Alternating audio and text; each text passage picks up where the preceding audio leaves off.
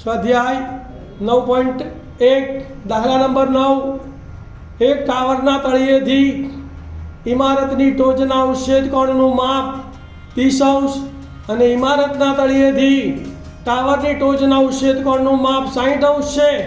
જો ટાવરની ઊંચાઈ 50 મીટર હોય તો ઇમારતની ઊંચાઈ શોધો. ધ્યાન આપજો.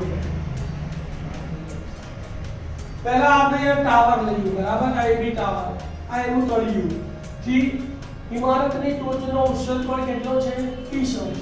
30 અંશમાં પહોળાઈ વધારે અને ઊંચાઈ ઓછી એવી આકૃતિ દોરવાની ને તો થોડી લાંબી દોરીએ અને આ ઇમારતની ઊંચાઈ h ધારી લીધી અને આ ઇમારતનું તળિયું છે. તો આ ટાવરના તળિયેથી ઇમારતની ટોચનો ઉચ્છેદ કોણ કેટલા ડિગ્રી છે 30 ડિગ્રી. પછી ઇમારતના તળિયેથી टावरની ટોચનો ઉચ્છેદ કોણ 60 અંશ છે તો 60 અંશમાં ઊંચાઈ કેવી હોય વધારે અને પહોળાઈ ઓછી. તે પ્રમાણે આકૃતિ દોરીએ તો એબી ને થોડો વધારે ઊંચો લેવાનો. તો ઇમારતની ઇમારતના તળિયેથી ટાવરની ટોચનો ઉચ્છેદ કોણ કેટલા ડિગ્રી છે 60 ડિગ્રી છે. નામ નિર્દેશ કરી દઈએ તો A B C D ટાવરની ઊંચાઈ આપેલી છે 50 મીટર. ટાવર અને ઇમારત વચ્ચેનું ક્ષૈતિજ અંતર આપણને આપેલું છે y ધારી લઈશું. y શોધવાનું નથી તો બંનેમાં કોને સૂત્ર કરતા બનાવવાનો y. કનિષ્ઠ આકૃતિનું વર્ણન તો શું કરીશું બોલું.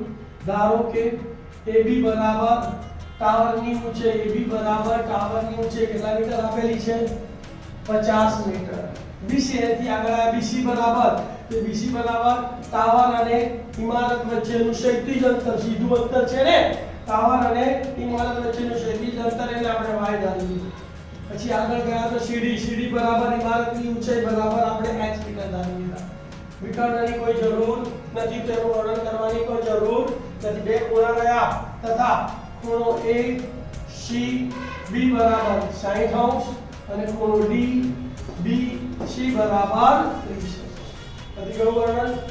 પહેલા કયો ત્રિકોણ લઈશું જેનું માપ આપેલું છે એ કયા ત્રિકોણમાં આવે છે માપ ABC માં આવે છે. પહેલા 60 અંશનો ત્રિકોણ લઈશું. તો હવે કાટકોણ ત્રિકોણ ABC માં ખૂણો B બરાબર 90 અને ખૂણો C બરાબર 60 છે. અહીંયા ખૂણાની સામેની બાજુનું માપ આપેલું છે અને પાસેની શોધવાની છે. કારણ એની કોઈ જરૂર નથી એટલે આપણે tan લઈશું. શું લઈશું tan. તો tan 60 બરાબર સામેની બાજુ ખૂણાની સામેની બાજુ થાય AB અને છેદમાં પાસેની બાજુ થાય BC તો AB upon BC. tan 60 નું વેલ્યુ √3. AB બરાબર 50 અને BC બરાબર y. y ભાગાકારમાં સામે જાય તો √3 ગુણાકારમાં આ બાજુ આવે તો y ને સૂત્ર કરતા બને તો y બરાબર 50 upon √3 સમીકરણ નંબર 1.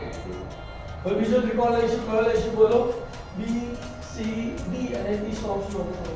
તો શું લખશો બોલો. તથા કાટકોણ ત્રિકોણ BCD માં ખૂણો B 90 છે અને ખૂણો C 90 છે. કયો ખૂણો 90 છે ભાઈ ખૂણો C 90 છે અને ખૂણો B બરાબર 30 છે. અહીંયા પણ આ ખૂણાની સામેની બાજુ અને એની પાસેની બાજુ તો અહીંયા પણ tan લેવો પડશે. તો tan 30 બરાબર સામેની બાજુ ખૂણાની સામેની બાજુ કઈ આવશે CD અને પાસેની બાજુ કઈ આવશે BC. tan 30 નું મૂલ્ય 1/√3.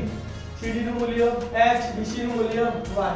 ચોકડી ગુણાકાર કરી તો y એકા y અને √3 ગુણ્યા h એટલે √3 તો y બરાબર √3h. સમીકરણ નંબર 2 y સ્વરૂપ આવી ગયો. છેલ્લું પગલું સમીકરણ 1 અને 2 ને સરખાઈ દેવાના. બંનેની કઈ બાજુ સરખાવવાની ભાઈ બંને સમીકરણની કઈ બાજુ સરખાવવાની જમણી બાજુ બરાબર. તો √3h સરખાવવાનો અને 50/√3 સરખાવવાનો. શું લખીશું બોલો 50/√3 બરાબર √3 ભાગાકારમાં સામે જાય તો √3 ગુણ્યા √3 એટલે 3 તો 3h જવાબ આવે. તો 3h ને પહેલા લખીએ તો માટે 3h બરાબર 50. 3 ગુણાકારમાં સામે જાય તો ભાગાકારમાં h બરાબર 50/3. આ લખો જવાબ તો પણ ચાલે અથવા તેને મિશ્ર પૂર્ણાંકમાં ફેરવવાના. શેમાં ફેરવવાના તો 16 તરી 48 તો 16 પૂર્ણાંક 48 માંથી 50 ગયા શેષ કેટલી વધી 2 અને છેદના 3 ના 3 તો બરાબર 16 પૂર્ણાંક 2/3 મીટર. જવાબ લખવાનો ઇમારતની ઊંચાઈ 16 પૂર્ણાંક 2/3 મીટર છે. ચલાઈ ગયો.